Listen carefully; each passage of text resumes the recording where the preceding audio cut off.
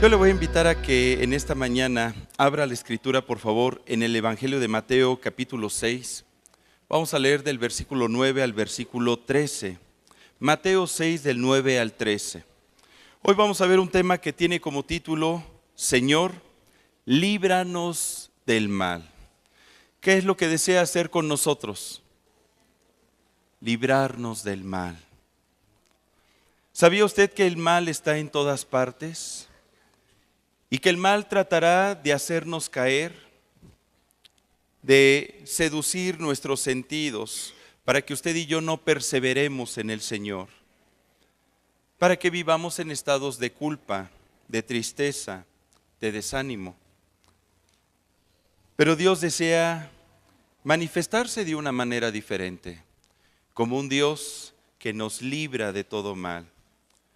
Nuestro Señor Jesucristo se encontraba en lo que se conoce hoy en día, como el Monte de las Bienaventuranzas, ubicado al norte del mar de Galilea, cerca de Capernaum, una ciudad marítima de aquel entonces. Estaba enseñando a la multitud las verdades del reino de Dios. Y entre esas verdades estaba hablando acerca de la manera en cómo debemos de estar orando, cómo dirigirnos al Padre Celestial. Y les decía en Mateo 6, versículo 9, vosotros pues oraréis así: Padre nuestro que estás en los cielos, santificado sea tu nombre, venga tu reino, hágase tu voluntad como en el cielo, así también en la tierra. El pan nuestro de cada día, dánoslo hoy, y perdónanos nuestras deudas, como también nosotros perdonamos a nuestros deudores. Y no nos metas en tentación, mas líbranos del mal, porque tuyo es el reino y el poder y la gloria por todos los siglos. Amén. Nuestro Señor Jesucristo, dentro de esta oración, anuncia unas palabras que el día de hoy serán nuestro objeto de estudio. Y no nos metas en tentación, mas líbranos del mal.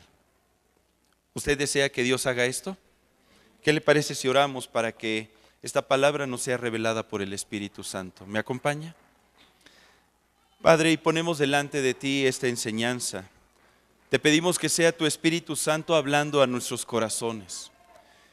Que esta palabra fortalezca nuestra fe y que nos lleve a un mayor discernimiento de lo que acontece alrededor de nosotros, para que podamos estar firmes contra cualquier acechanza del maligno, para que seamos librados del mal. Que tu bendición sea la que enriquezca a cada familia de esta iglesia y que podamos vivir en victoria, sin importar las pruebas o las tribulaciones. Que tú te levantes como ese Dios poderoso, porque tu nombre es sobre todo nombre. Y te bendecimos a ti, Señor, y te damos gracias, porque tú hablas a nuestro corazón y nos ministras a través de esta palabra. En el nombre de Jesucristo. Amén. Amén.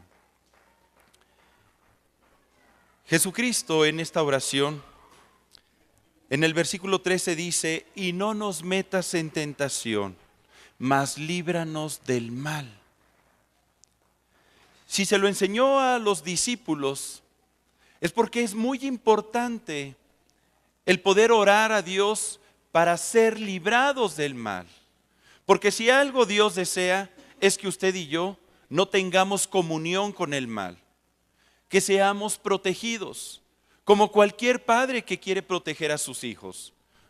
Yo creo que a ninguno de nosotros como padres le gustaría que algo malo le aconteciera a su hijo. Y qué importante es que ese hijo también busque la protección del padre y reconozca que cuando se pone bajo su autoridad, la bendición de Dios va a estar presente.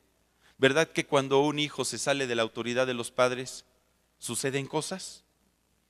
Suceden cosas. Y aquí está Jesús orando al Padre y le dice: no nos metas en tentación, mas líbranos del mal. ¿Qué es la tentación? ¿Por qué Jesucristo le pedía al Padre Celestial que no lo metiera en tentación. ¿Por qué la importancia de orar en esta dirección? ¿De qué manera puede afectarnos el ser tentados? ¿Qué significa el ser librados del mal? ¿Cómo podemos ser librados del mal? Todas estas preguntas vamos a tratar de contestarlas a lo largo del estudio. Y en primer lugar, al leer este pasaje, queda claro que cuando Jesucristo pide que no sea metido en tentación, lo hace porque Él anhela estar viviendo bajo la protección, bajo la cobertura de su Padre, para que el maligno no tenga parte ni suerte con Él. En segundo lugar, se está reconociendo que la tentación tiene un origen distinto al de Dios, un origen oscuro, maligno, por lo que su fruto seguramente también lo es. La Biblia dice que el tentador es el diablo. Mire, acompáñeme por favor a Mateo 4, del 1 al 3. Evangelio de Mateo 4, versículos del 1 al 3. Donde dice: entonces Jesús fue llevado por el Espíritu al desierto para ser tentado. ¿Por quién? Por el diablo. Y después de haber ayunado 40 días y 40 noches, tuvo hambre. Y vino a él el tentador y le dijo: si eres hijo de Dios, di que estas piedras se conviertan en pan. Podemos ver que la tentación viene por parte del tentador. Esa es una de sus actividades principales: seducir o excitar nuestros sentidos con el objeto de inducir en nosotros ideas o sentimientos que nos conduzcan a hacer lo malo. La palabra tentar tiene dos connotaciones principales por definición. En primer lugar, significa examinar y reconocer por medio del tacto, palpando, acariciando, para comprobar el estado de algo. A ver, con todo respeto, toque a su compañero que esté al lado de usted. ¿Qué está haciendo ahorita?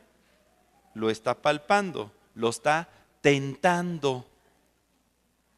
Está viendo cómo está su constitución, si está pachoncito, si está frío, si está de buenas, de malas, hasta lo percibe, ¿no? Si se puso así duro, algo pasa, ¿no? Pues fíjese que eso significa tentar, palpar y reconocer por medio del tacto. También tiene otra connotación, que es inducir, seducir o estimular a alguien generalmente a hacer lo malo. Enójate, no te dejes. ¿Ya viste cómo te están mirando? Busca el tentador estimular nuestro ser para que actuemos de una manera incorrecta. De tal manera que la tentación se manifiesta o opera a través de nuestros sentidos, los cuales son seducidos y nos van convenciendo para hacer lo que no está bien. Podría decirse que el tentador viene a tocarnos. Eso es lo que hace cuando se manifiesta. Nos toca, nos tienta, nos palpa y comprueba la condición en la que vivimos, si estamos bien ante Dios o si a lo mejor encuentra o descubre alguna grieta en nuestra mente o en nuestro corazón para que Él pueda hacer lo que desea con nosotros. Eso fue lo que hizo con Adán y Eva. Por eso es que Jesucristo le pedía al Padre: Padre, Señor, no nos metas en tentación y líbranos del mal. Este pasaje tiene la palabra meter. La palabra meter en griego es isfero, que significa introducir, llevar para adentro, entrar en, presentar. Como diciendo, cuando dijo Jesús, no nos metas en tentación, le está diciendo al Padre: por favor, no me lleves hacia la tentación, no me la presentes, no me introduzcas en ella. Significa que Jesucristo sabía las implicaciones de ser tentado, pero también reconocía la soberanía de Dios, que Él tiene el poder de librarnos de toda tentación y de todo mal, porque Él es el Todopoderoso. Y cuando Jesucristo está orando, Él está diciendo: Señor, yo no quiero que me metas en situaciones con el propósito de ser tentado. Él lo sabía muy bien, porque Él lo vivió, porque Él pasó por esa experiencia. Ahora, en otra versión de la Biblia, en la Nueva Traducción Viviente, si leemos Mateo 6:13, mire cómo dice Mateo 6:13: no permitas que cedamos ante la tentación, sino rescátanos del maligno.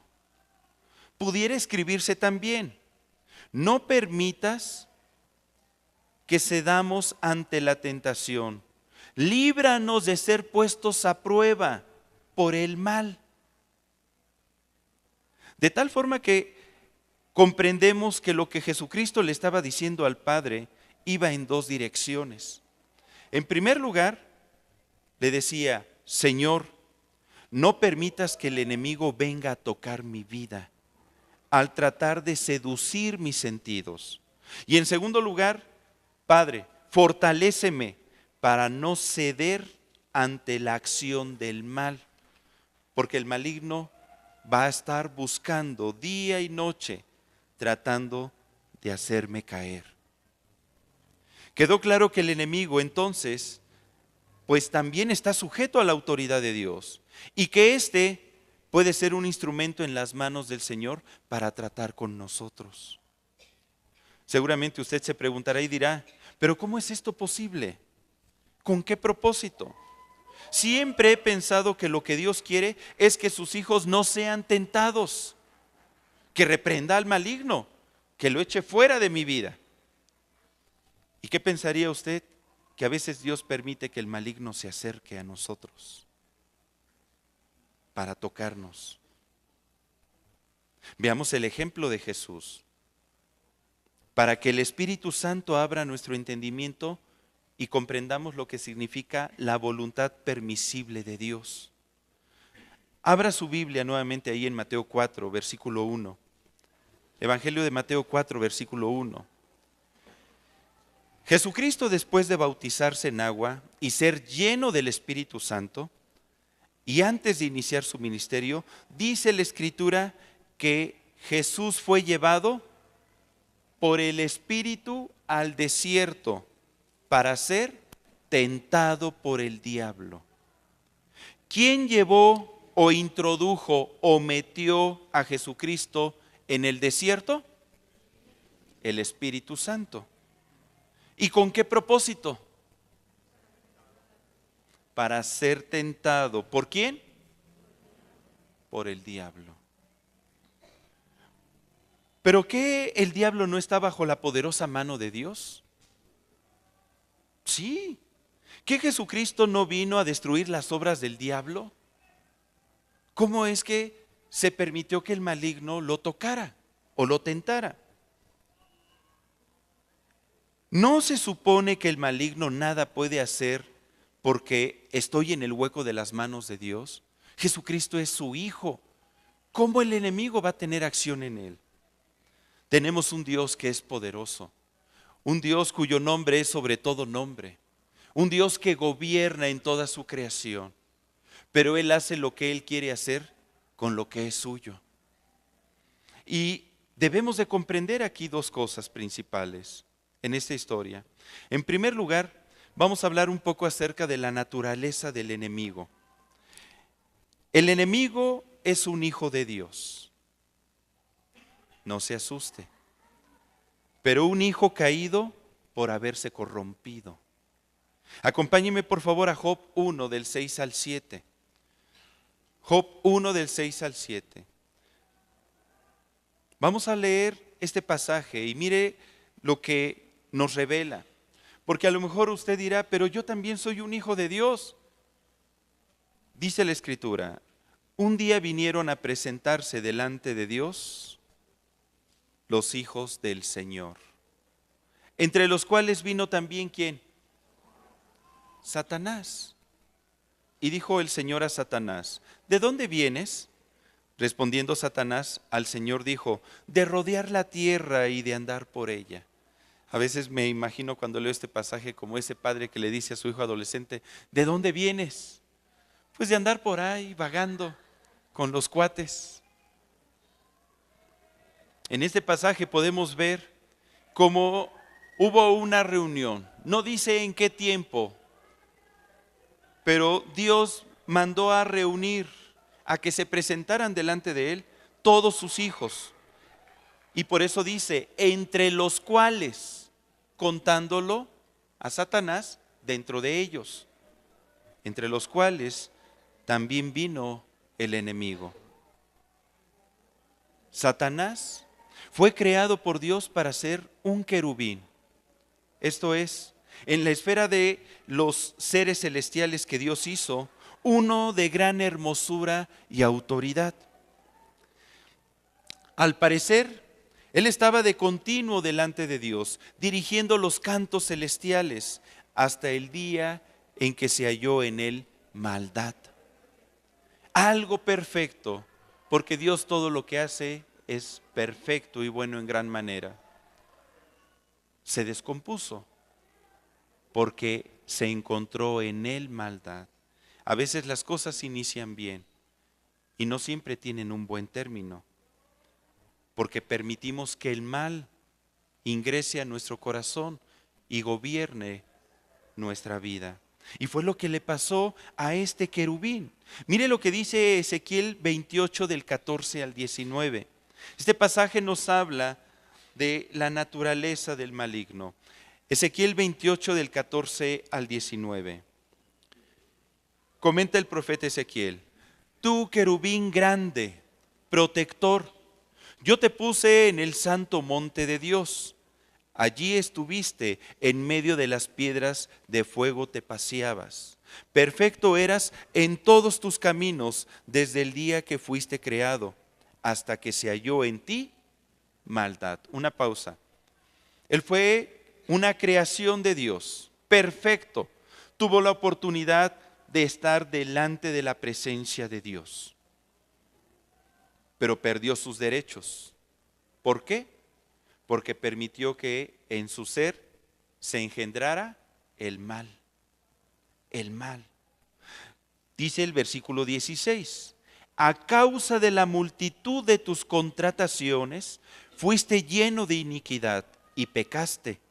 Por lo que yo te eché del monte de Dios y te arrojé de entre las piedras de fuego. Oh querubín protector, se enalteció tu corazón a causa de tu hermosura. Corrompiste tu sabiduría a causa de tu esplendor. Yo te arrojaré por tierra, delante de los reyes te pondré para que miren en ti. Con la multitud de tus maldades y con la iniquidad de tus contrataciones, profanaste tu santuario. Yo pues saqué fuego de en medio de ti, el cual te consumió, y te puse en ceniza sobre la tierra a los ojos de todos los que te miran. Todos los que te conocieron de entre los pueblos se maravillarán sobre ti. Espanto serás y para siempre dejarás de ser. Ese es el destino del maligno. En los inicios de los tiempos, hubo un tiempo en que Satanás era perfecto en todos sus caminos. Tenía la oportunidad de estar en el santo monte de Dios, delante de su presencia. Fue creado como hijo y vivió como tal, hasta que se halló en él maldad, como dice el versículo 15. Desde entonces el enemigo y el concepto del mal se hicieron sinónimos. El diablo, Satanás, el maligno y el mal ahora son una misma cosa. Él representa al mal, todo lo que es malo, todo lo que va contrario a la voluntad de Dios, todo lo que corrompe, lastima, destruye, roba. Dice en el versículo 16 que a causa de sus contrataciones es que ese mal se gestó en él. Y la palabra contrataciones implica a causa de sus pactos, de sus palabras, de sus negocios, de sus acciones, de los convenios, de la mercadería o acuerdos que celebró, del comercio que realizó. Se fue llenando de iniquidad, de depravación. Su esencia se fue corrompiendo y por causa de la maldad en él pecó. Y a causa del pecado, Dios ha determinado: espanto serás y para siempre dejarás de ser. El destino del maligno es la muerte eterna, el lago de fuego que está preparado para él en los postreros tiempos. Podemos ver que hay un mundo espiritual. A veces pensamos que lo que está vivo es lo que tiene carne, pero hay un mundo espiritual, hay ángeles, hay querubines, un ejército en el reino de los cielos, al servicio de Dios y al servicio nuestro también. Pero existe también un mundo de maldad, espíritus malvados, una legión de ángeles malignos, quienes están encabezados por Satanás. Y ellos tratan de sembrar el mal en toda la creación y en la vida del hombre. La palabra mal en griego es poneros y significa efecto o influencia que daña, que provoca degeneración de la virtud original, con enfermedad, con culpa. Tiene por definición o sinónimos delincuente, la palabra mal, vicioso, pecador, perverso, crimen, envidia, hacer cosas malas. De tal manera que nos muestra la forma en cómo el mal se manifiesta y quiere gobernar nuestra vida. La palabra mal viene de la raíz ponos, que significa afán, fatiga, angustia y dolor. Una persona que cae en el mal, una persona que permite que el mal se engendre en él, va a vivir en angustia, en dolor, en fatiga y en afán. No va a ser feliz. Y cuando el enemigo pecó, pues Dios lo echó de su presencia. Recordemos que el pecado entonces nos separa de Dios. La paga del pecado es muerte, mas la dádiva de Dios es vida eterna en Cristo Jesús. Jesucristo se expresa del maligno en Juan 10:10 como un ladrón. Acompáñeme, dice Juan 10:10, Evangelio de Juan. El ladrón no viene sino para hurtar, matar y destruir. Yo he venido para que tengan vida y para que la tengan en abundancia. El enemigo se manifiesta en hurto, en robo y en destrucción. Trata de destruir nuestra vida, destruir relaciones, destruir la salud, robar la bendición, matar nuestra vida. Todo lo que represente a Dios, Él va a tratar de destruirlo en nosotros. Y el apóstol Pedro, que experimentó en su ser varias veces la acción del maligno, él escribió en Primera de Pedro 5:8. Primera de Pedro 5:8. ¿Quién como Pedro, verdad? Que fue tentado, que fue tocado por el mal, al grado que aún su boca fue utilizada por el enemigo. Él escribió: sed sobrios y velad, porque vuestro adversario el diablo, como león rugiente, anda alrededor buscando a quien devorar. ¿Qué es lo que nos pide? ¿Sabes qué? Ponte trucha, vela, ora, pídele al Señor: Señor, no nos metas en tentación y líbranos del mal. Esa frase debe de ser parte de nuestra oración continua. Ponernos en las manos del Señor, porque el maligno es un ladrón que viene a matar, robar y destruir, porque anda como un león rugiente buscando a quien devorar. Él nada más está esperando ver una grieta en nuestra vida para que Él pueda tener acción y ejercer autoridad sobre nosotros. Ahora, en segundo lugar, el enemigo es un instrumento que Dios puede utilizar para examinarnos y probar lo que hay en nosotros. Dios, el Rey soberano de todos los cielos, tiene dominio, autoridad sobre el maligno. El maligno está bajo la planta de los pies de nuestro Dios. No puede hacer algo sin que Dios no se lo permita. El que Jesucristo fuese llevado por el Espíritu Santo al desierto para ser tentado por el diablo, entró dentro de la voluntad permisible de Dios. Significa que Dios autorizó y utilizó al enemigo para probar y examinar a nuestro Señor. Si volvemos al pase ahí en Mateo 4, versículo 1, por favor.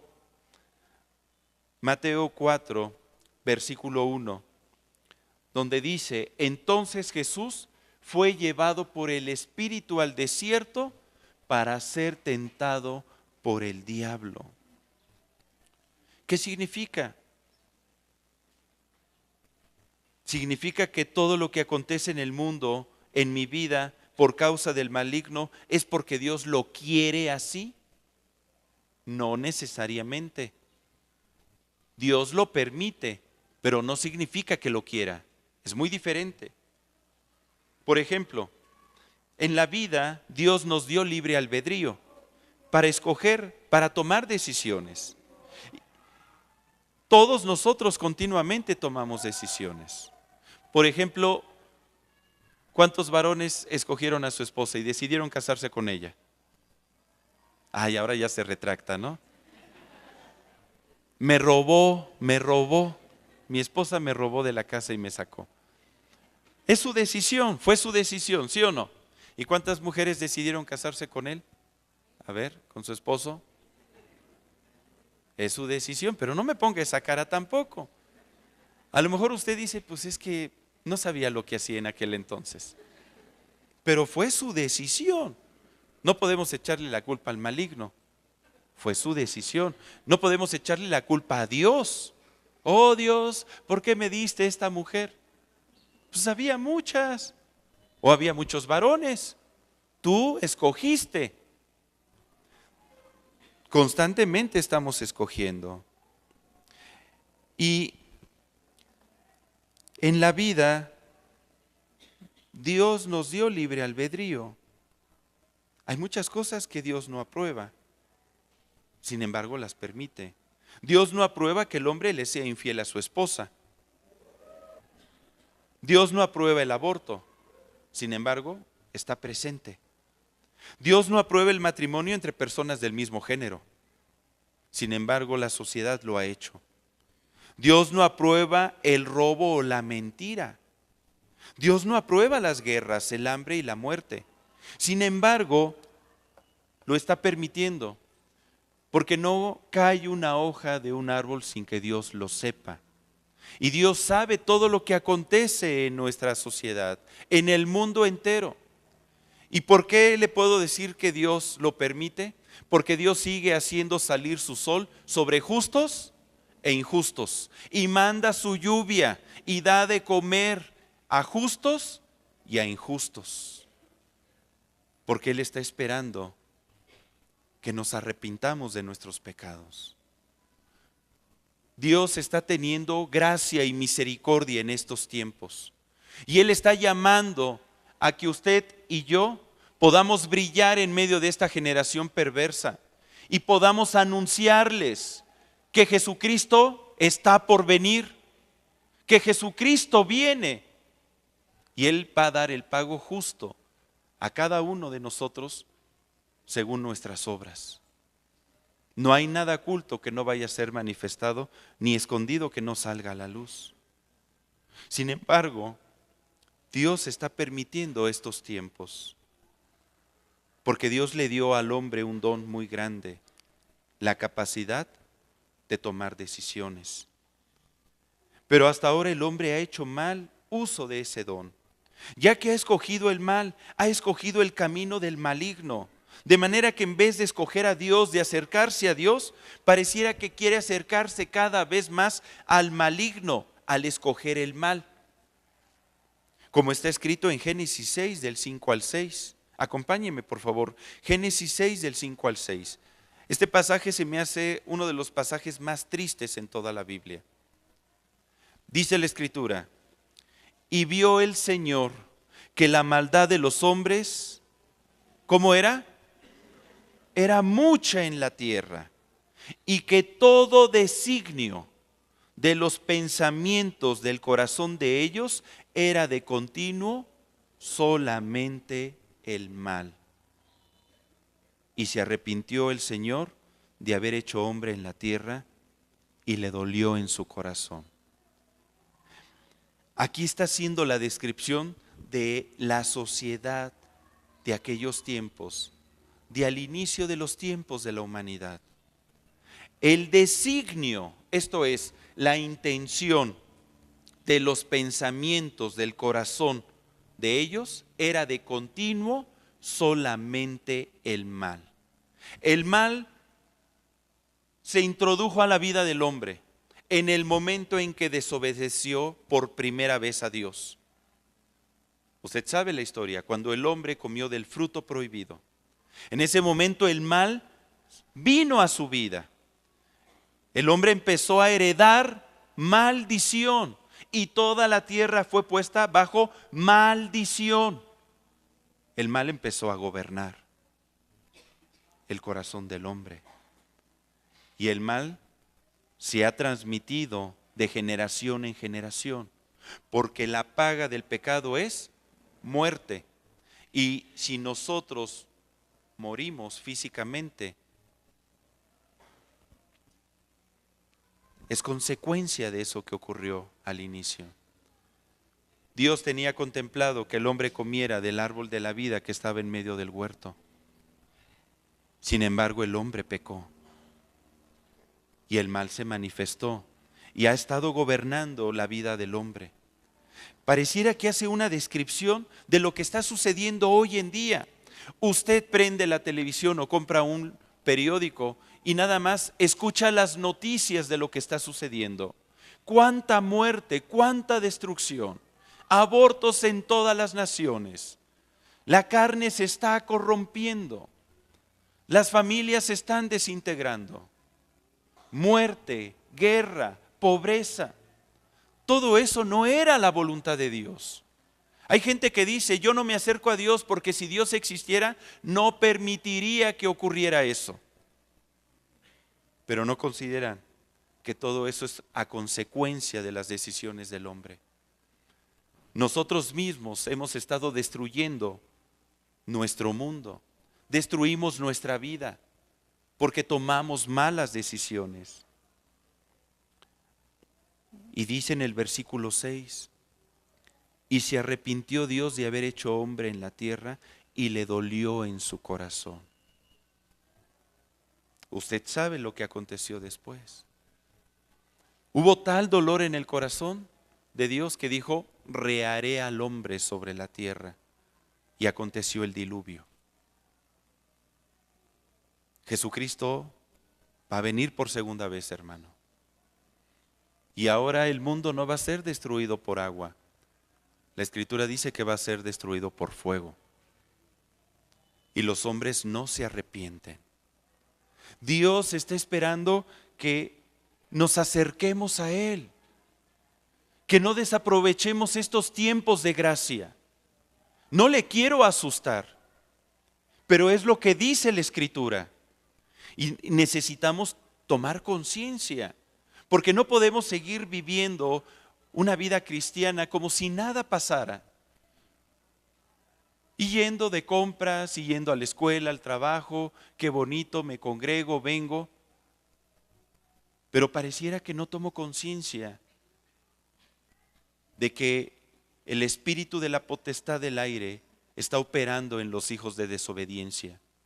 Que necesitamos llevar el mensaje del Evangelio para que la gente salga de la oscuridad y venga a conocer a Jesucristo.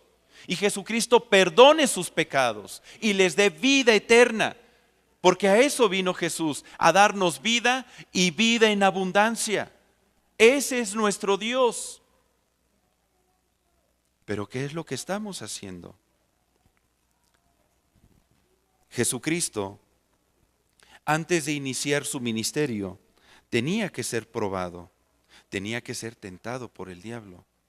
Volvamos al pasaje, Mateo 4:1, y vamos a leer hasta el versículo 11, para ver cómo actúa el mal a través de la tentación.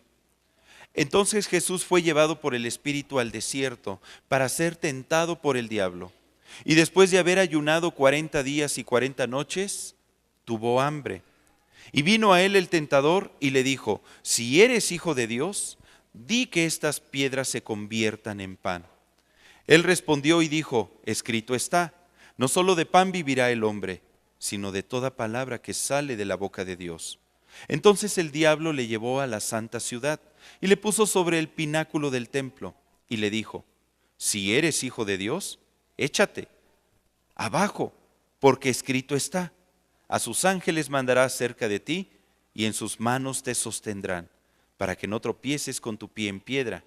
Jesús le dijo: escrito está también, no tentarás al Señor tu Dios. Otra vez le llevó el diablo a un monte muy alto y le mostró todos los reinos del mundo y la gloria de ellos. Y le dijo: todo esto te daré si postrado me adorares. Entonces Jesús le dijo: vete, Satanás, porque escrito está: al Señor tu Dios adorarás y a Él solo servirás.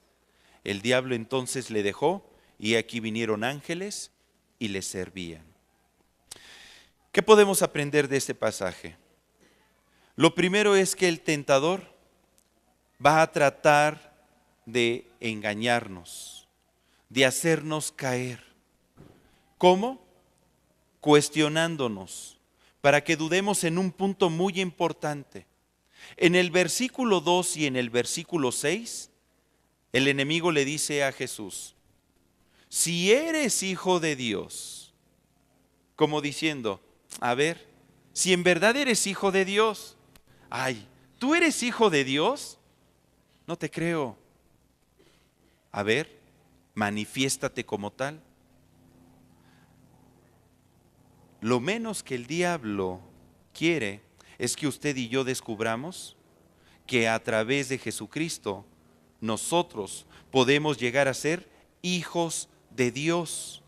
Porque está escrito: mas a todos los que le recibieron, a los que creen en su nombre, les dio la potestad de ser hechos hijos de Dios. Esa es nuestra identidad. ¿Cuántos hijos de Dios hay aquí? Somos hijos de Dios. Pero el maligno va a tratar de hacerle sentir: tú no eres un hijo de Dios, tú eres un pecador, tú estás destinado a la muerte, tú nunca vas a salir adelante, no puedes salir de ese pecado, tú eres mío, tú eres hijo del diablo. ¿Usted se va a dejar? Claro que no. Dice la Escritura que el Espíritu Santo da testimonio a nuestro espíritu de que somos sus hijos. Esa es nuestra identidad. Somos hijos de Dios. Tenemos un Padre celestial que gobierna sobre toda la creación. Su nombre es el Todopoderoso y nosotros somos sus hijos.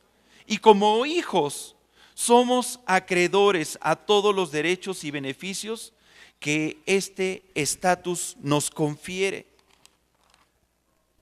Somos herederos de la eternidad de nuestro Padre. Por eso tenemos la promesa de la vida eterna. Somos herederos de todas sus bendiciones y promesas. El Señor ya las autorizó. Usted ha leído ese pasaje donde dice que Dios ha puesto ya todas sus bendiciones en los lugares celestiales. Lo único que necesitamos es orar para que empiecen a manifestarse aquí en la tierra. Somos instrumentos de bendición con la capacidad de manifestar la gloria de nuestro Padre, porque tenemos su esencia, porque el Espíritu de Dios reposa en nosotros. Somos llamados a ser luz porque Él es luz. Somos llamados a vivir en bendición porque Él es bendición. Somos llamados a tener vida porque Él es la vida. Y por si fuera poco, somos llamados a tener victoria en toda empresa y ante toda adversidad. Somos más que vencedores por medio de aquel que nos amó, nuestro Señor Jesucristo. Esa es nuestra identidad que tenemos como hijos de Dios. De tal forma que no podemos decir, ay, es que el maligno me está cacheteando. Estoy perdiendo, vamos 3-0, favor él. No. Hermano, usted como hijo de Dios está llamado a vivir en victoria. Pero necesitamos conocer cuál es nuestra identidad. ¿Cuál es nuestra identidad? Somos hijos de Dios. Tenemos un Padre que nos ama. Un Padre que siempre va a estar con nosotros. Un Padre que nos defiende. Un Padre que nos provee. Un Padre que nos sana, que nos libera, que nos ayuda a salir adelante. Ese es nuestro Dios. Ese es nuestro Padre. Ahora, el enemigo, podemos ver que tentó a Jesucristo en 3 áreas. Vamos a estudiar cada una de ellas. En primer lugar, en el área de las necesidades físicas. Ahí en Mateo 4, del 2 al 3, dice, y después de haber ayunado 40 días y 40 noches, ¿qué tuvo? Hambre. Y vino a él el tentador y le dijo, si eres hijo de Dios, di que estas piedras se conviertan en pan. ¿Alguna vez usted ha ayunado 40 días y 40 noches? Ay, hermano Jorge, si cuando no desayuno en la mañana me pongo de malas y veo a todos durante el día con cara de hamburguesa, ¿no? Ya parece que voy a ayunar 40 días y 40 noches. Pero si he ayunado, podemos percibir el hambre que habrá experimentado nuestro Señor Jesucristo. Ha de haber sido mucha, ¿sí o no?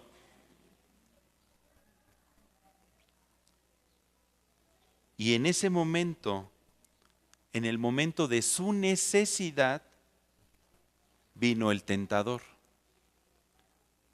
y le dijo, di que estas piedras se conviertan en pan. Pues tú eres hijo de Dios. ¿Usted cómo ve el asunto? Lo que le estaba proponiendo el enemigo a Jesús, ¿era bueno o era malo? ¿Suplía una necesidad que tenía? ¿Sí o no? A ver, ¿quién piensa que era bueno? ¿Quién piensa que era malo? ¿Quién como que no piensa la verdad? ¿Se da cuenta? Es que yo lo que deseo en este estudio es que podamos ver la sutileza del maligno. Cómo muchas veces pinta las cosas malas como buenas. Pareciera lo que el enemigo le propuso una estupenda idea. Nuestra lógica nos dicta que no era algo malo. ¿Jesús tenía el poder de hacerlo? Sí. En una ocasión convirtió en Caná de Galilea el agua en vino. La necesidad que tenía Jesús de comer, ¿era lícita, sí o no? Es algo lícito. Se necesita comer para vivir. Ahora, si Jesús lo hacía, ¿lastimaba a alguien? ¿Ofendía a alguien? Estaba solo en el desierto. No pecaba contra ningún prójimo. Y además, pues a quién le dan pan que llore, ¿no? Entonces, ¿en dónde estaba el mal? Era una necesidad. Usted sabe que Dios suple necesidades, no caprichos. Cuando oramos le presentamos a Dios nuestras necesidades. ¿Dónde está el engaño? en que el enemigo estaba seduciendo los sentidos de Jesús para que él utilizara mal su poder, su nombre y su autoridad. La autoridad que el Padre le había dado a través de sus palabras. Por eso es que el enemigo le dijo: di que estas piedras se conviertan en pan. ¿Sabía que para el enemigo esta es una de las formas favoritas de hacernos caer? Constantemente manda dardos de fuego a nuestros pensamientos, incitándonos, induciéndonos a decir lo que no conviene. ¿Cuántas veces nuestra boca ha sido utilizada por Satanás para decir lo que no va de acuerdo a la voluntad de Dios? Acuérdese, cuando Jesús iba hacia Jerusalén, una semana previa a ser crucificado, Pedro le dice: Señor, en ningún momento te acontezca esto, no vayas, por favor. Y se voltea a Jesús y le dice: apártate de mí, Satanás, porque no pones la mira en las cosas de Dios, sino en la de los hombres. Uno pudiera decir: pero es que es su amigo y le estaba dando un buen consejo. Pedro no quería que nada le pasara a Jesús. Pero ¿dónde está el engaño? Jesús tenía que dar su vida por nosotros. Entonces, eso que parecía un buen consejo lo iba a alejar del propósito de Dios. Jesús, el Cordero de Dios, fuese ofrecido en Pascua, fuere inmolado para remisión de todos los pecados de la humanidad. Qué sutil, ¿verdad? Y Jesús no se dejó distraer de ese propósito. Constantemente el enemigo quiere utilizar nuestra boca para hacernos caer.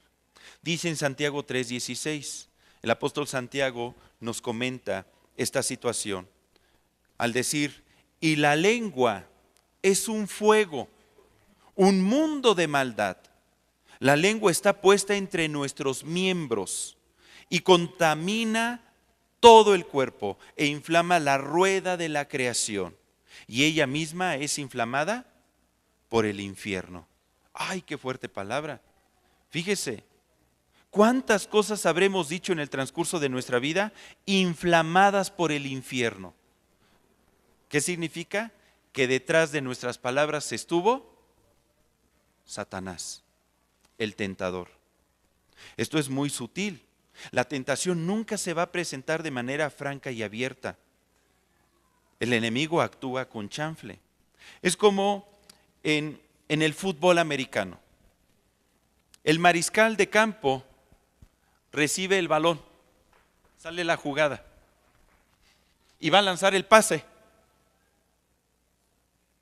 mirando en una dirección, pero lanzándolo a otra dirección.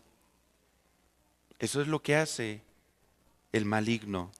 El enemigo constantemente lanza el balón hacia otro lado, hace algo para distraernos, pero lanza el balón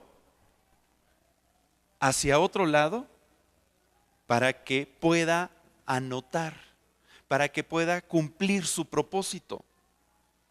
El enemigo constantemente anda tratando de anotar en nuestra vida para que pequemos como él y para que el pecado nos separe de Dios. En este caso, el enemigo intentó usar la necesidad que tenía Jesús de comer, lo quería distraer y envolver con su propia necesidad, hacerlo pecar con sus palabras. Y una de las artimañas que más usa es querer seducir nuestros sentidos, nuestros ojos, nuestro gusto, tacto, olfato, para engañarnos y hacernos caer en desgracia, como le aconteció a Eva. Por eso el apóstol Pablo escribió en 2 de Corintios 11:3. Acompáñenme, 2 de Corintios 11:3. Y él dijo: pero temo que como la serpiente con su astucia engañó a Eva, nuestros sentidos sean de alguna manera extraviados de la sincera fidelidad a Cristo. La serpiente que describe este pasaje es la serpiente antigua, Satanás, que estuvo en el huerto del Edén, que con astucia, con engaños, sedujo los sentidos de Eva para que pecara, para que el mal se engendrara en ella y entonces fuesen destituidos de la presencia de Dios. El pecado nos separa de Dios. El enemigo trata de que usted y yo pequemos. De ahí la importancia de que nos demos cuenta qué tan necesario es que usted y yo vivamos en santidad. Busquemos hacer la voluntad de Dios, las cosas que a Él le agradan. Vamos a ver esta historia.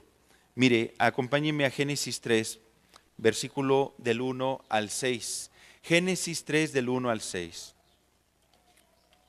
Comenta, pero la serpiente, ¿cómo era? Astuta, más que todos los animales del campo que el Señor Dios había hecho, la cual dijo a la mujer, ¿con qué Dios os ha dicho, no comáis de todo árbol del huerto?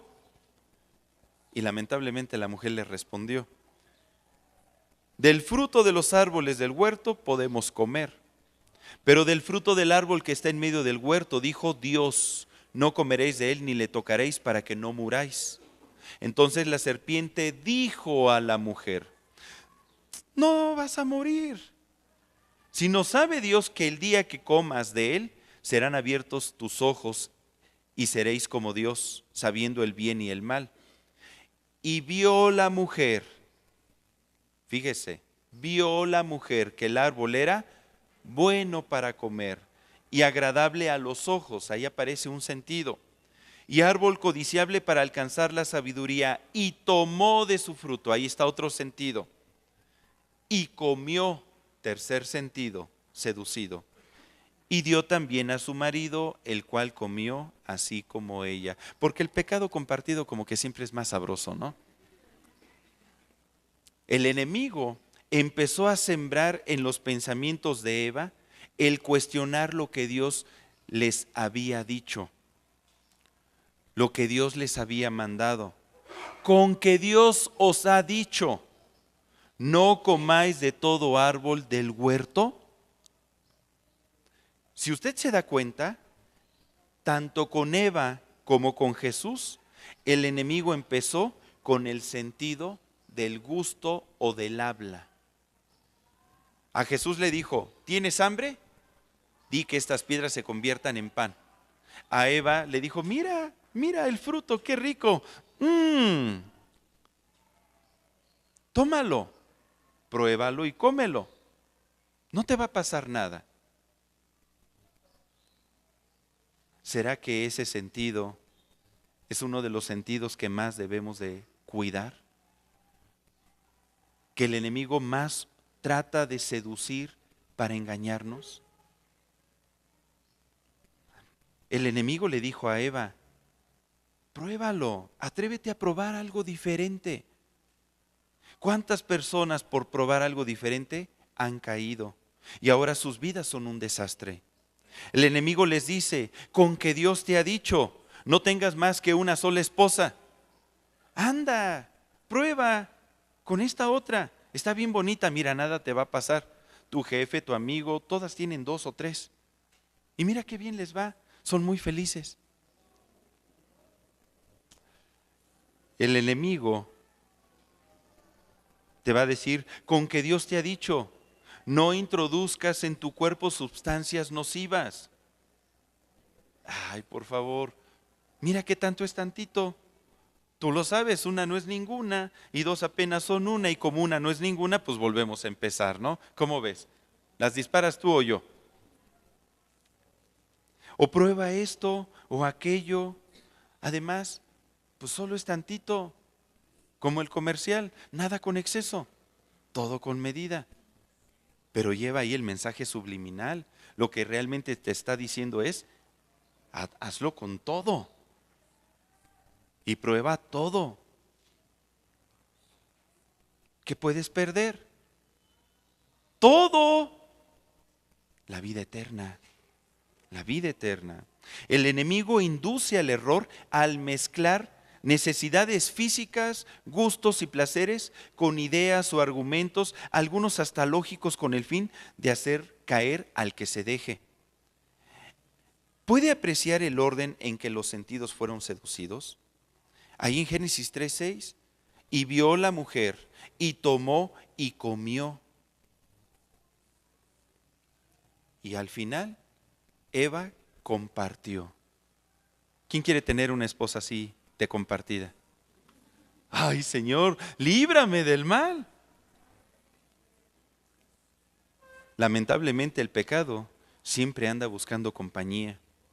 Debemos de tener cuidado en nuestras necesidades, que no vengan a ser utilizadas por el maligno para desviarnos de la fidelidad a Cristo. El enemigo está buscando esa grieta para entrar.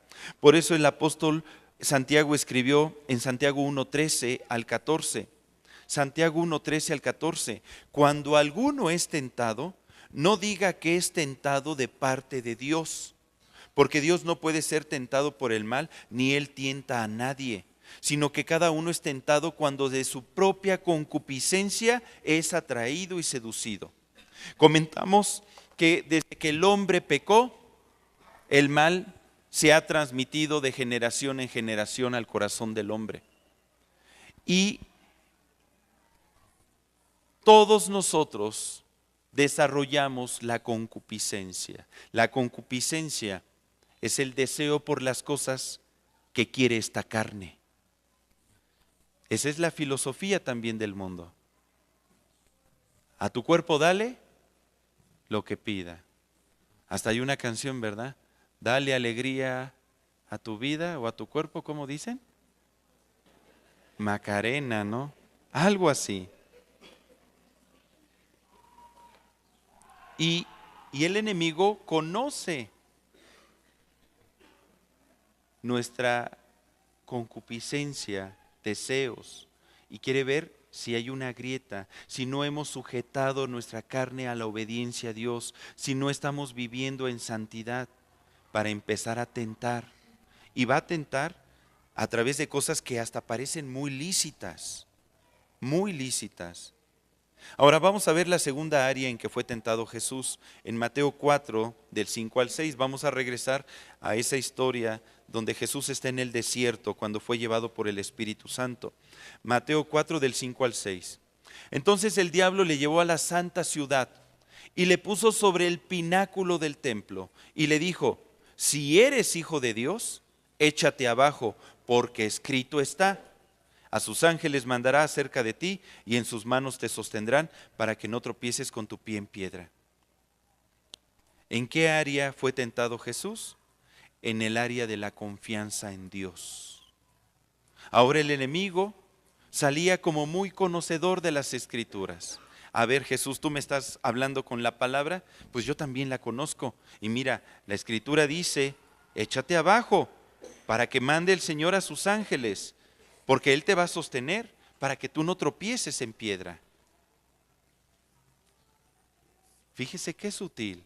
Aún puede utilizar el maligno la misma palabra de Dios para errar nuestras decisiones, para confundirnos, para que usted y yo caigamos. Dios es verdad y todo lo que emana de Él lo es también. Y esta palabra es verdad porque viene de la boca de Dios, es inspirada por Dios, útil para enseñar, para instruir en justicia, a fin de que el hombre sea perfecto, enteramente preparado para toda buena obra. Esta palabra es la palabra de Dios. Pero cuando no está en la boca correcta, no es verdad. No nos guía la verdad. La palabra estaba en boca del maligno.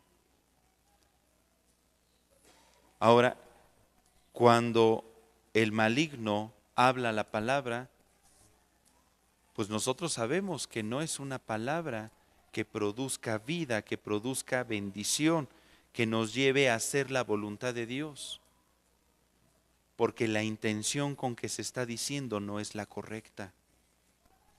Por eso Jesucristo declaró en el Evangelio de Juan 8, versículo 44 al 45. Vosotros sois de vuestro padre el diablo, le decía a un grupo de fariseos. Vosotros sois de vuestro padre el diablo, y los deseos de vuestro padre queréis hacer. Él ha sido homicida desde el principio y no ha permanecido en la verdad, porque no hay verdad en él. Cuando habla mentira, de suyo habla, porque es mentiroso y padre de mentira. Qué fuerte palabra. Ellos decían conocer la palabra de Dios. Sin embargo, el Señor les decía, tu padre es el diablo. Porque conoces la palabra, pero no la utilizas con la intención correcta, con la intención que vaya en línea al corazón de Dios. Cuando yo leo esto, me cuestiono, Señor, pues ¿cómo hacerle? Porque qué difícil entonces es poder discernir entre el bien y el mal. ¿Cómo saber entonces cuando el enemigo pudiera estar obrando en mi vida, tentándome? ¿Cómo podemos identificar, por ejemplo, si la palabra que escucho es de parte de Dios o no? La carta dirigida a los hebreos nos da una dirección. Hebreos 5, versículo 14. Hebreos 5, 14. Nos dice, pero el alimento sólido es para los que han alcanzado madurez, para los que por el uso tienen los sentidos ejercitados en el discernimiento del bien y del mal. ¿Qué nos está diciendo este pasaje? En primer lugar nos dice que para poder alcanzar madurez necesitamos alimentarnos a través de un alimento sólido, una palabra sólida, escudriñar la palabra, estudiar la palabra, leer la palabra, memorizar la palabra. Esta es la palabra de Dios y es nuestro alimento. Así como nuestro cuerpo requiere un alimento físico, nuestro ser interior, nuestro espíritu, requiere el alimento que es la palabra. Jesús dijo, no solo de pan vivirá el hombre, sino de toda palabra que viene de la boca de Dios. Cuando nosotros leemos la palabra, es Dios mismo hablándonos a nuestro corazón. Es por eso que en Centro Cuautitlán nos es muy importante que usted lea la palabra, estudie la palabra, memorice la palabra, tome sus cursos bíblicos, vaya a los seminarios de damas, de mujeres, de varones, para que se llene de la palabra. Y de esa manera, a través de ese conocimiento, a través de ese alimento, su espíritu va a estar más fuerte para poder ejercitar los sentidos en el discernimiento del bien y del mal, que es la segunda parte. Dios quiere que usted y yo ejercitemos nuestros sentidos. Ejercitar significa desarrollarlos, ponerlos en uso, pero no nos referimos a los sentidos físicos, porque usted y yo no andamos por vista, andamos por fe.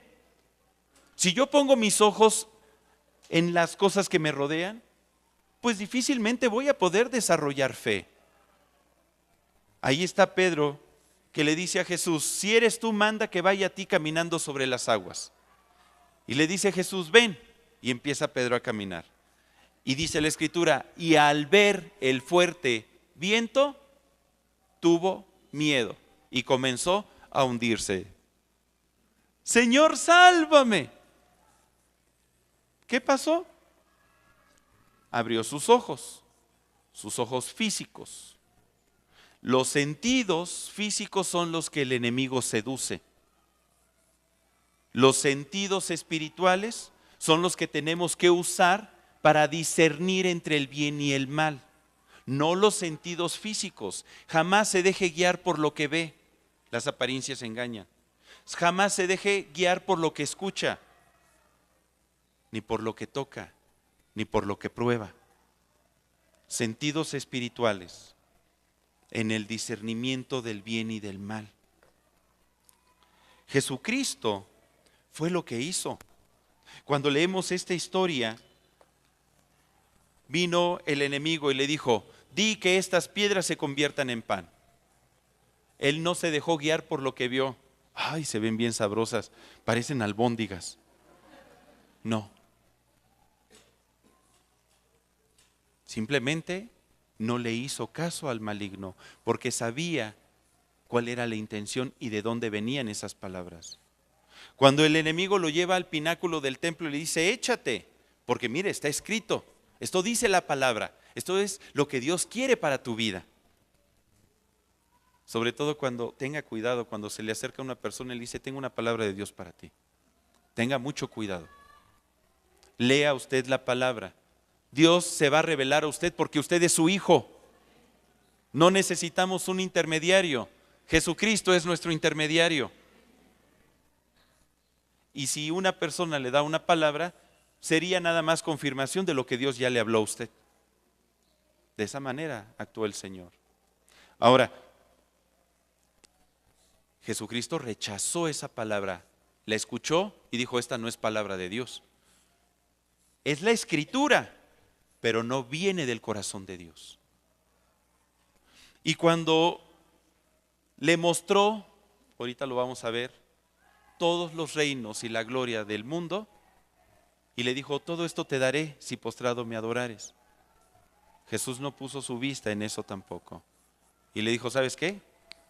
Te me vas, Satanás, porque escrito está: al Señor tu Dios adorarás y a Él solo servirás. Jesucristo es muestra de cómo ejercitaba sus sentidos en el discernimiento del bien y del mal.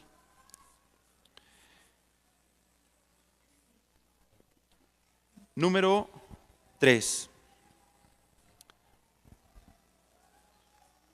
Jesucristo fue tentado en el área de las posesiones. Acompáñeme ahí a Lucas 4 del 6 al 7. Es un pasaje paralelo de los pasajes que estamos viendo.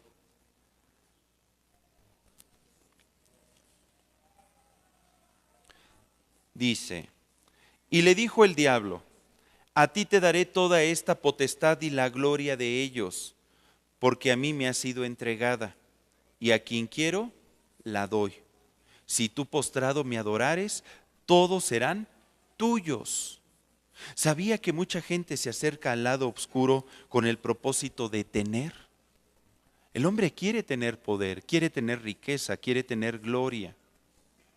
¿Cuánta gente no encomienda su vida a esa escultura que está ahí en Ecatepec de la muerte? ¿Y qué es lo que le piden? Dinero. Y sabe, el enemigo sí puede dar también. Él puede dar, Él puede proveer, pero Él se cobra con tu eternidad, con tu vida eterna. El tener dinero, fama, poder o riqueza son cosas que le pertenecen al Señor. Y ni siquiera Él hace gala de todo lo que es suyo, sino que Él es humilde en su corazón. Dios da y Dios desea suplir nuestras necesidades. No tenemos que poner nuestros ojos en nadie más. Dice el Salmo 24, versículo 1. Salmo 24, 1.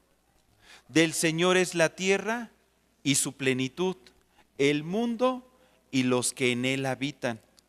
Fíjese, Dios es el dueño de todas las cosas. No tenemos la necesidad de buscar al maligno o las fuerzas del mal para que Dios nos provea, porque Él es nuestro proveedor. Él es quien nos bendice, Él es quien nos ama. Somos su especial tesoro. Confiemos en Dios, creamos en Dios. Él va a hacer las cosas como las tenga que hacer, cuando las quiera hacer. Simplemente nada más hay que creer en su presencia. Saber que la felicidad en la vida no está en poseer objetos, sino que está escondida en Dios. Él es la fuente de la vida y de toda bendición. Y si lo tenemos a Él, ya lo tenemos todo. Jamás permita que usted sea seducido por las cosas de este mundo, por la vanagloria de la vida, porque todo es temporal. El mundo y sus deseos pasan, mas el que hace la voluntad de Dios permanece para siempre. Y está hablando acerca de la eternidad que Dios nos da cuando le amamos. Dios ya le ha dado a usted la vida eterna y es lo más importante. Como conclusión, volvamos al pasaje base, a Mateo 6, versículo 13, por favor. Mateo 6, versículo 13.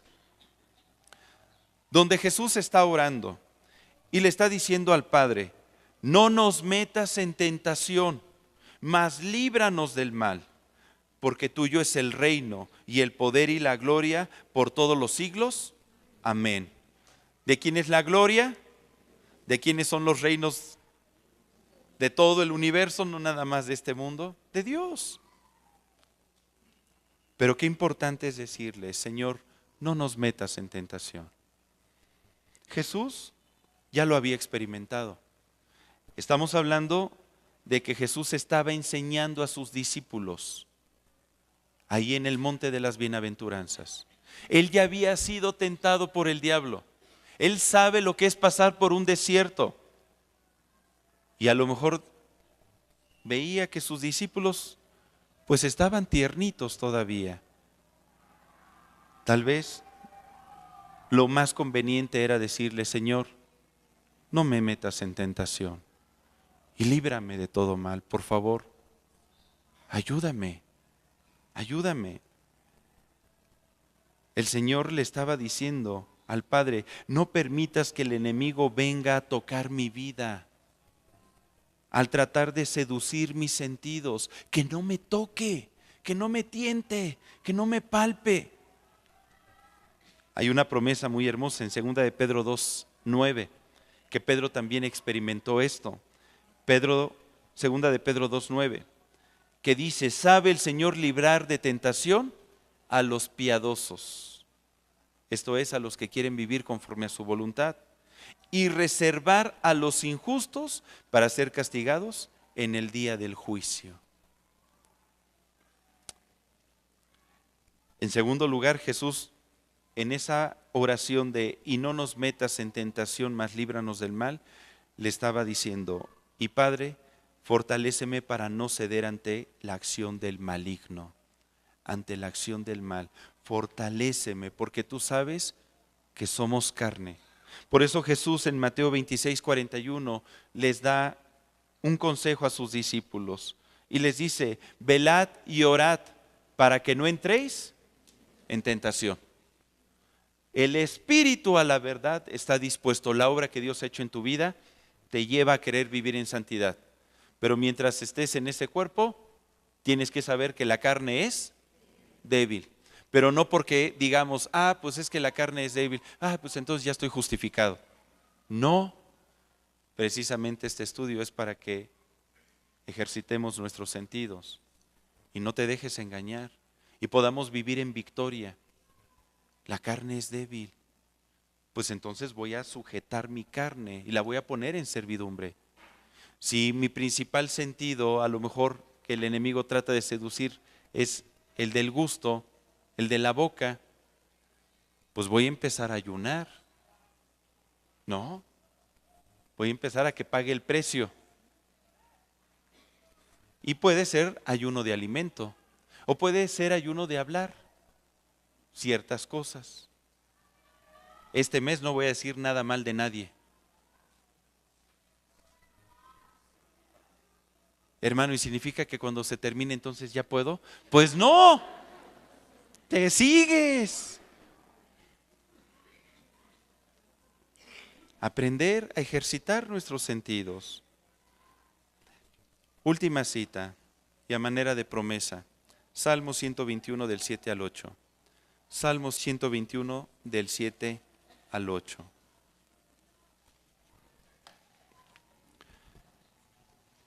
Dice la Escritura: el Señor te guardará de todo mal. ¿Lo cree? Él guardará tu alma. Dios guardará tu salida y tu entrada, desde ahora y para siempre. Tenemos un Dios que desea librarnos de todo mal, guardarnos en el hueco de su mano. ¿Qué le parece si oramos? ¿Me acompaña? Vamos a orar. Y vamos a orar en esta dirección. Vamos a pedirle a Dios que nos libre de todo mal. Padre, y venimos delante de tu presencia, tus hijos, tu iglesia, reconociendo tu grandeza y tu nombre que es sobre todo nombre, sobre todo poder y autoridad que se nombra en este siglo y en el venidero. Gracias te damos porque tú estás aquí con nosotros. Gracias te damos porque reconocemos que te pertenecemos, que somos tuyos, que hemos sido comprados a precio de sangre. Gracias te damos, Señor, porque en ti tenemos victoria aún en medio de la adversidad. Porque sabemos que el maligno no tiene parte ni suerte con nosotros. Porque tú reprendes al maligno por nosotros. Reprendes cada acción del maligno que ha querido afectar nuestras vidas, la vida de tu iglesia, la vida de cada una de las familias que aquí estamos. Nos ponemos en tus manos, Señor, y te pedimos que nos libres de todo mal, que no nos metas en tentación. Guárdanos de toda seducción, de todo engaño, de toda mentira. Permite que en el nombre de Jesús podamos ejercitar nuestros sentidos en el discernimiento del bien y del mal. Que podamos, por medio de tu Espíritu Santo, percibir las sutilezas del maligno para mantenerlas a raya, para no participar de lo que a ti no te agrada, sino que podamos crecer, podamos caminar cada día más hacia ti, avanzando, creyendo que tú estás con nosotros y que nos das victoria. Gracias, Padre, porque en el nombre de Jesús tú abres tus bendiciones para tu iglesia y eres tú ese Dios que suple, que satisface cada una de nuestras necesidades conforme a tus riquezas en gloria. Te entregamos nuestras necesidades, te entregamos nuestro corazón y te pedimos que solamente sea tu Espíritu Santo actuando en medio de nosotros.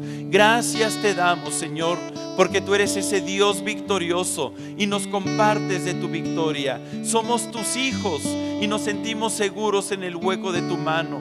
Te bendecimos, Padre, y te pedimos que en el nombre de Jesús tu bendición sea la que enriquezca la vida, el hogar de cada uno de los que aquí estamos, de los que escuchen este mensaje. Te bendecimos y te damos gracias. Enséñanos, Padre, enséñanos a vivir en victoria, a vivir en santidad cada día de nuestra vida. En el nombre de Cristo Jesús. Amén. Amén.